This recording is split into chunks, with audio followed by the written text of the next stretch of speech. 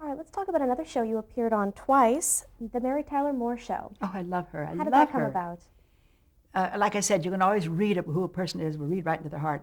Mary was exactly who Mary is, a sweet, wonderful lady. I had rented my house. Actually, I rented my house in Beverly Hills to Imogene Coca when I went to New York to do Mr. President, Irving Berlin's last show. And Imogene had ducks as friends, and they destroyed my pool, and she and her ducks moved out. She replaced the pool and motor, whatever it was. And I was getting ready to come home and to be in the house.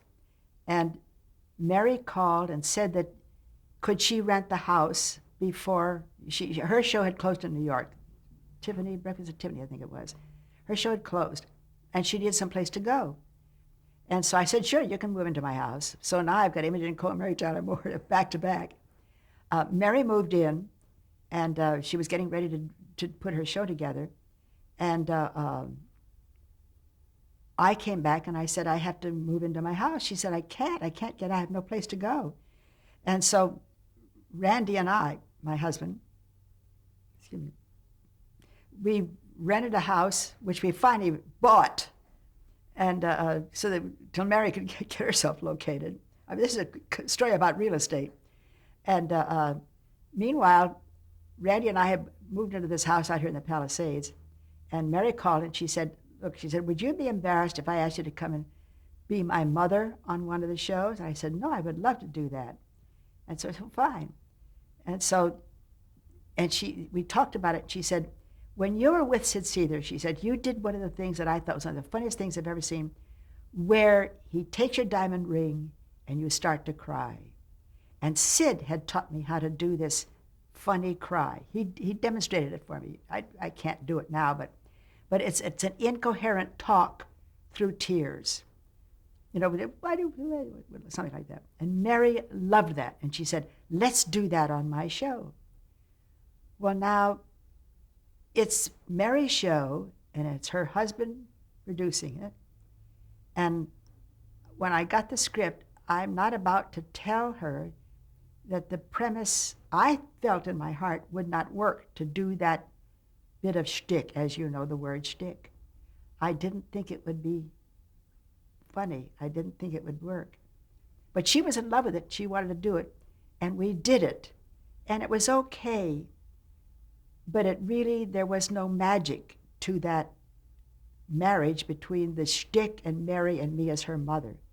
And that first appearance was very strained, at least on my part. I don't know if it was on her part, it was on my part. And so then the second show, which I had signed a two-appearance contract, was mostly about, it was written to be mostly about the fellow who was played my husband, her father. And that was the end of my working with Mary. Years later, I was talking to Mary when she was in New York, remarried, and I said, Mary, why do you think it was that it didn't work between you and me, that I was not asked to come back to do any more shows? I said, I have my idea. But she said, I have no idea. She said, I think it was fine. I think everything was fine. She said, I hadn't really thought about it at all. And we just left it at that. I didn't want to pursue it because I didn't want to embarrass her. I didn't feel that there was any magic like happened between Sid and me. Mary had a lot of people on the show that there was a lot of magic, and you have to have that to be able to work. I think if it had happened that Mary and I had hit it off, we're two nice people, but if we had hit it off on the air, I might still be on her show. You know what I'm saying? That's the way it works in our business. Her show was known for kind of pushing the boundaries of certain things that hadn't been seen on TV before. What were your impressions of her show? A Mary's show? Mm-hmm. I thought it was one of the most marvelous things ever been put on the air. In fact, yes, they pushed the boundaries of a lot of stuff. Single girl, all that kind of stuff, you know, and an affair between Betty White and the head of the show. I mean, that's pushing the boundary. But it could only work with Betty White and Lou... Ed Asner, yes, thank you. It could only work between those two marvelous characters. I think today, if Mary wanted to do it, I think she'd still be on the air but I don't think she wants to do it. Well, everybody went off and do other things, but that show lasted its full lifetime, and I think it could have gone on longer. It really was a groundbreaker, like Sid Caesar's shows were. Another groundbreaker, really, that you appeared on in the late 70s was Maude. Yes. Talk about that appearance. I love doing that show with her. Bea Arthur is one of my best friends. Not an easy friend, but when you love somebody, you put up with their problems. And Mary put up with me, and I put up with Bea, and we all, when you love each other, you overlook certain problems. Bea is adorable. She's funny. And I got a call from a producer who said, who's it with? Norman Lear? Hmm? Norman Lear? Norman Lear. God love him. Yes, thank you. Norman Lear called. He said, we have a show I would like you to do. He said, but it's a difficult show, and it's going to be a real breakthrough show. And he sent me the script, and I was supposed to be Maude's best friend from many years back, and I have had a stroke. The character has had a stroke. And Norman said, now let's talk about this. How do you think we can do this? And I said, I don't know. He said, well, we certainly can't numb your face. You keep, He said, do you think you could do it where it would show that you've had a stroke? And so I practiced trying to talk on one side of my face. I can't do it now like I did because I'll use this. But I trained myself just to talk on one side. And we told the audience of what I was going to do. And we said that if anywhere during the filming of it I'd use the other side, we would have to stop and pick it up. And the audience should know that, the audience in the studio. But I didn't. I went all the way through. And Norman was so fabulously impressed with that. He got everybody he knew to come in and watch this. And he said, I'm nominating you for an Emmy. And that was one of the early shows in the season. And of course, I was thrilled that I was going to be nominated for an Emmy. And I got a call from one of the judges. They said, why didn't anybody nominate you? You would have walked away with it. I think Norman just forgot, because he's a sweet man. He would not have, and I should have, this is not another time when I say you should speak up if you have something in your heart that worries you. I should have called Norman and say, well, did you put my name in yet? I should have called Sid and say, what the heck happened, You have to speak up like that. I probably would have had a fourth Emmy. It would have been very nice. Did you play the role also in a wheelchair? Yes. How was that to get around? It wasn't hard because it was a small set. And I didn't have to do much with it. I had to remember to move my hand, like that. But that's about it. But what kind of fan reaction did you get from the appearance? Did your fans think you'd really had a stroke? What happened from that, I got a couple of calls from producers and said, we're so sorry to hear that you've had a stroke. They really believed it in the industry that I was playing me, Nanette Fabray, with a stroke. And I got a lot of letters from people, oh, we're so sorry that you can't do any more shows. You were wonderful on Maude. And they finally had to release a story say that it was just me being an actress, that it was not true. Well, that's a bit of a compliment for you, though. Wasn't it wonderful? Yes. But it did a lot of good for people that have had strokes. It put stroke victims in a very positive, joyous light. It was very good. Let's talk about briefly a feature film you did in the late 70s, Harper Valley PTA. Ah, yes. What was that like? I had done a picture before that. I can't remember what it was. Well, I'll remember it. I'll come back to it. And I got a call, would I be interested in doing this picture? And I got the script, and I thought, that's a darling script. Yes, I'll do that. And play her best friend. And it has to do with the Harper Valley PTA story. Everybody knows that story. And where she gets even with everybody that puts her down. Halfway through the picture, there's a scene where I'm supposed to, believe me, don't ask questions, it's part of the plot, where there's a pink elephant, I'm supposed to walk a pink elephant up a driveway. And it's to scare somebody that she's trying to get even with. And it was Halloween night. We were shooting it in Hollywood. and they blocked off the street, but some drunk got through and saw a pink elephant and ran up and tried to jump on it, and the pink elephant got spooked and turned around. I was within 3 or 4 feet of the elephant and started to run away and hit me full on. I was knocked down. They tell me that my neck hit the sidewalk and my head hit a big rock. And I was taken to the hospital.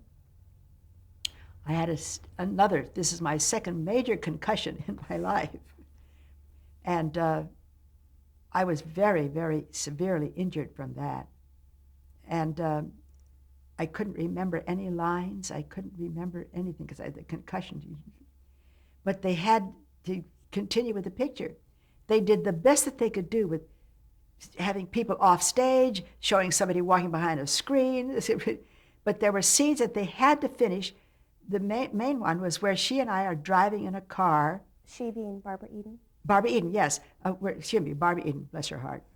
We're driving in an open-top car. There's no way to fake this. But I was very injured, and my eyes would wander. My eyes would not stay in focus like that, you know. And so they asked my doctor, can she do this? And he said, well, under certain conditions, she must if she has to rest, you have to stop everything immediately. So they picked me up in a trailer. I would lie down in the trailer. We got there, and they did the makeup on me, and then they put me in the car with a microphone. And I had no idea what I was doing. They had to shoot me from one side, because either get one eye going, whatever. And they have a run car in the front that pulls our car. And the director would say, Nan, say, where are we going? And I would, where are we going? And this is how we shot the rest of that whole scene, because I had no idea what I was talking about. I had no idea what the scene was about. You say, Nan looks surprised. And I'm going, you know, and they were able to finish the picture doing that with me in this terrible physical condition. And the picture was funny. What was it like working with Barbara Eden? She was a sweetheart. I've been so fortunate with the good people that I work with. She was very hardworking, very sincere, and she's a much better actress than the pictures they've given her to do. I mean, she is a really brilliant actress, and she has these dreamy things and the Harbor Valley things to do. She should have one of the great pictures, severely, whatever she could be as a heavy-handed actress, you know. She's got the talent. She's got the wits about her. Well, another impressive talent you worked with in the late 70s was Fred Astaire in the TV movie The Man in the Santa Claus Suit. Yes, I didn't work with Fred at all. He was shot completely differently from us. Each segment was shot separately. My segment, where we're a couple who sings and dances a lot, an older couple, a retired couple, that was shot just by itself. I had nothing to do with the other people in the picture. And they cut it all together. Kind of strange, yeah. Hadn't you also worked with him earlier in your career? The what? Hadn't you also worked with him earlier in your career? Fred Astaire? My dear, I did The Bandwagon, the movie. What was that like working with him on that? The Bandwagon was probably the nadir of my theatrical experience. It was a nightmare. Fred's wife was dying. Sid Charisse is a sweet lady, but she's very quiet, very shy. She would do her good disappear in her dressing room. Jack Buchanan had dental problems. We shot the whole film around his mouth. He had major dental surgery all the time. And Oscar Levant was Oscar Levant. He'd just gotten out of a mental hospital and kept faking heart attacks, we thought, but he really was having little heart attacks. And so it was a terrible experience. It took months to shoot the picture. It took months to rehearse it, I think 6 weeks of rehearsal. And it was a nightmare. And it turned out to be one of the finest films ever made. It's one of the hit pictures of all time. Go no. You get paid for doing a good job, not for what you're going through off camera, you know. All right, let's move on to another recurring role that you had, One Day at a Time, as Catherine Romano. How did that come about? Well, my husband had died very suddenly, and I was in a state of absolute shock. My life was a nightmare. And Bonnie, I had to go to work right away. One of Randy's pictures that he'd made, there was a lawsuit against it. California is a community property state. So I was responsible monetarily for his lawsuit. And we had 5 years to go before the 7 years of statute of limitations. So they froze all my money to hold it for the lawsuit. And so I had to go to work immediately. Like 3 weeks after he died, I had to go to work. I had no money for anything. Couldn't cash any money, couldn't take my money out of the bank. It was a living nightmare. And one of the jobs I got was to do No, No, Nanette in a theater in the Round in Massachusetts. And Bonnie was playing the lead in that show, and I was playing the second character, Betty, and I think it's the name of it. And Bonnie was adorable to me. I would show up and cry. I would show up and do the show, and then she would take me out and get me something to eat and let me cry about my husband and my life and what was going on. And she was so patient with me and so adorable. I would never be able to thank her. And so when show was over and I went back home, or I went on and did other shows, when she got her series, she called and she said, Nan, like Mary, she said, would you be embarrassed if I asked you to play my mother? And I said, no, I would love to. And I did the show. And again, it was that kind of magical thing that can happen once in a while. All of the love and affection that I had for Bonnie showed up on the screen when we were doing the show. And I had other commitments, so I couldn't be a regular, but I was a semi-regular on that show for the rest of the run for almost 7 years. And it was marvelous. We never did establish what my character would be. Sometimes I was flighty and silly, and sometimes I was a serious, loving mother. And sometimes I was whatever they wrote. And I liked doing that, too. One time I took off and came back with a young lover, a young boyfriend. I mean, that's a new kind of character for me. But it was wonderful because Bonnie had that magic on the show. She was the heart and soul. She kept that show together. And she was a great editor, and she was also a great director. I think she wound up directing some of the shows. She's a brilliant, brilliant talent, and also a great friend. I loved doing that show. I think that was the last series I had ever. Yeah, I loved it. What was the relationship like between the two characters, the mother and daughter? Were they close? It was very loving, yes. It was very loving. But you can't have just two people who love each other. You have to have conflict. And so I had to give her a bad time now and then, for whatever reason, whatever they wrote. Like in real life, mother and daughter can love each other, but there are times when they really don't like each other. Life is like that. We portrayed life on that show. What about working with the rest of the cast? The girls, Valerie and Mackenzie? They were darling. We're talking about it. The reason shows run a long time is because the characters on screen and off screen can find a way to relate to each other, to get along. Chemistry is the big word. They had chemistry. They had a big problem with poor Mackenzie with her drug problems, but they tried to carry her along and help her through that. I was never aware of any of that. They kept that away from me. I don't know how that would happen. Once I came in and she was asleep on a mat on the floor, and they just said, well, we won't rehearse these scenes. I didn't know what was going on, They kept it very private. That was nice of them to do that for her. And what about Pat Harrington? Well, Pat Harrington. He's what you see on the screen is what you get. That's Pat, on screen and off screen. Funny, creative man. They would write a funny scene for him, and then he would find another way to say it. He was always rewriting his lines. And sometimes they were funnier. Not always, but sometimes. Pat really, I think, would have loved to have written the whole show, written everything, do everything. But he was Pat. He was wonderful. And the audience loved him. We loved him. But he gave us a little problems with rewriting scenes. Do you have a favorite storyline that you played on that show? That? No, I told you I was everybody. I was anything. I was mother. But did you have a favorite episode that you appeared in? You mean like an episode? Mm-hmm. I don't know. There was one I was supposed to be drunk, but they wouldn't let me play drunk enough. I can be a funny drunk, but they didn't let me be as drunk as I could be. That was an interesting one. No, I liked them all. I think I liked them all.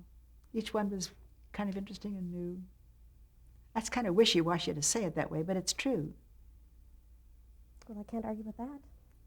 We'll move on to some of your more recent work. You had a couple of you had a recurring role on the ABC sitcom Coach. Yes, I played my real-life niece's mother. How did that job come about? Well, they needed somebody to play her mother, and so they looked around and thought, who could be Shelley's mother that would look like Shelley? Well, we look something alike, so they hired me. I was hired for 2 shows.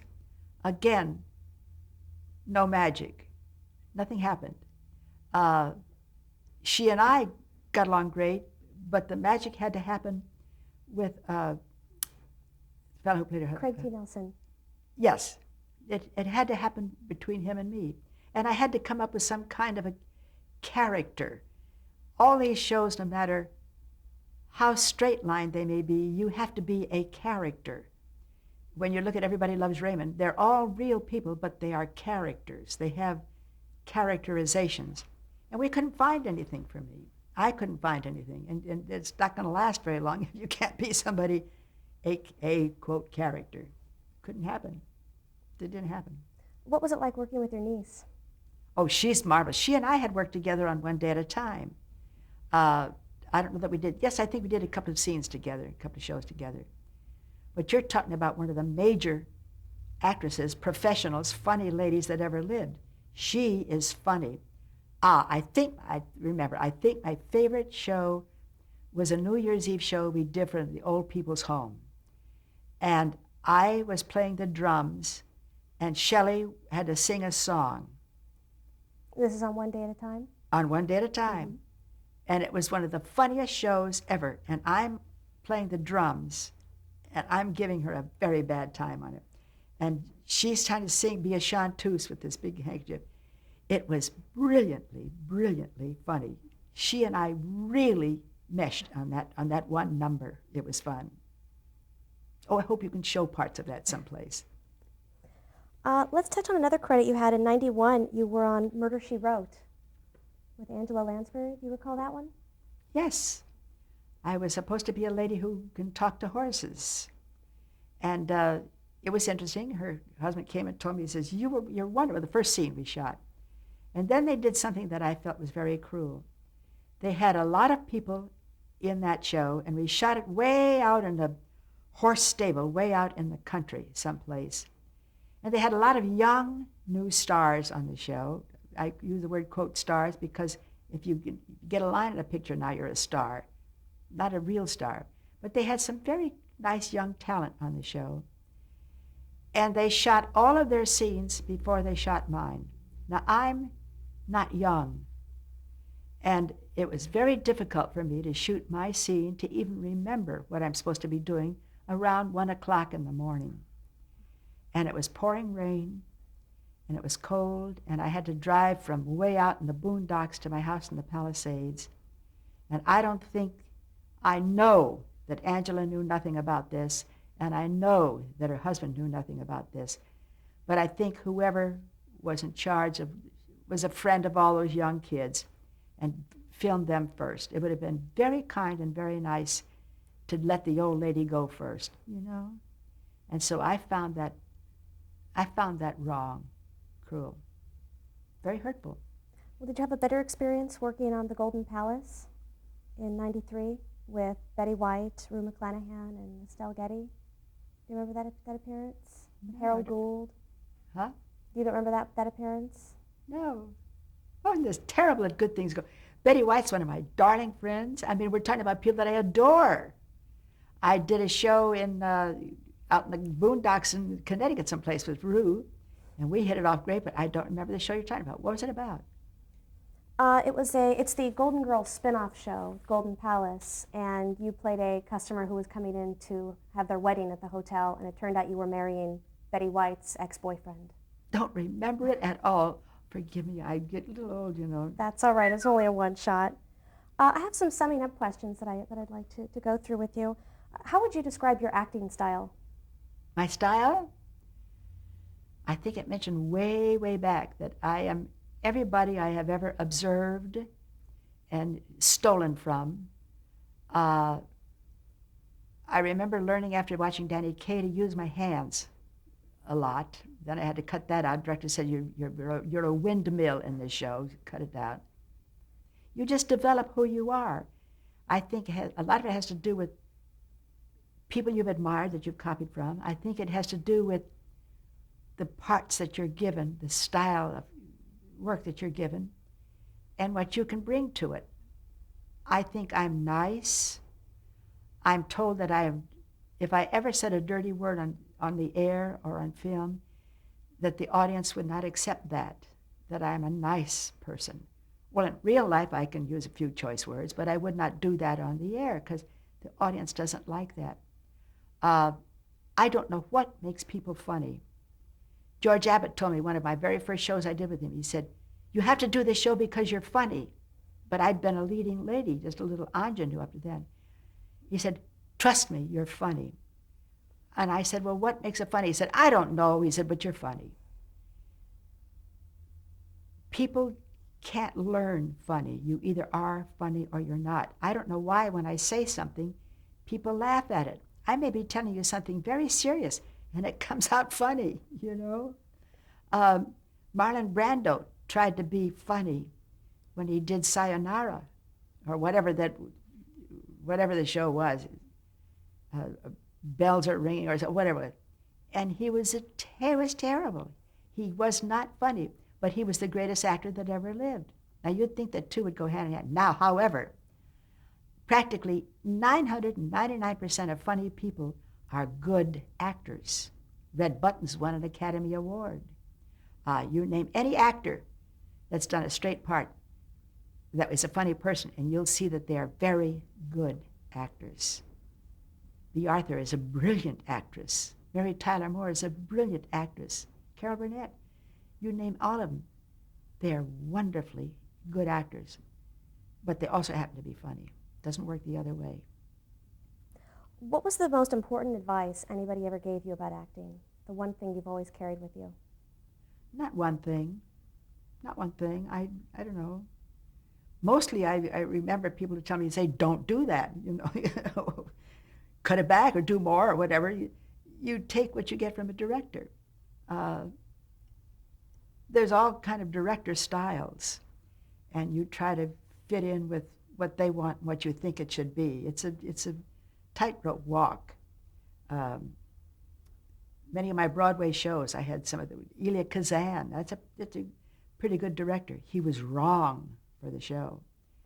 And my instinct told me to do something else, but I did what he told me, but the show is all right. Ruben Mamoulian did Carousel. S.O.B., one of the meanest person I've ever worked with. And when the first day of rehearsal, he said, now I want you to know, he said, we're not doing this show for laughs, we're doing it for mood, M-O-O-D. And I had this gut feeling in my stomach that said, this is not going to work. And Dorothy Fields, I think it was Arms and the Girl. Show written me, my first starring show, my first Broadway starring show, Theater Guild producing it. Mamoulian is the director. We're not going to have laughs. They've written it for me to be funny. So I started doing stuff, and he would send me notes and tell you don't do that. So finally, when we were on our way to Boston, he went ahead, and the other people came up to me and said, put everything back in. You want be yourself. Put some fun back into the show. And I did that night. We all just let go, and we had fun, and the show caught fire. It was funny, and it was wonderful. Well, let's stop the tape right there. I'm Okay. sorry to interrupt your story again.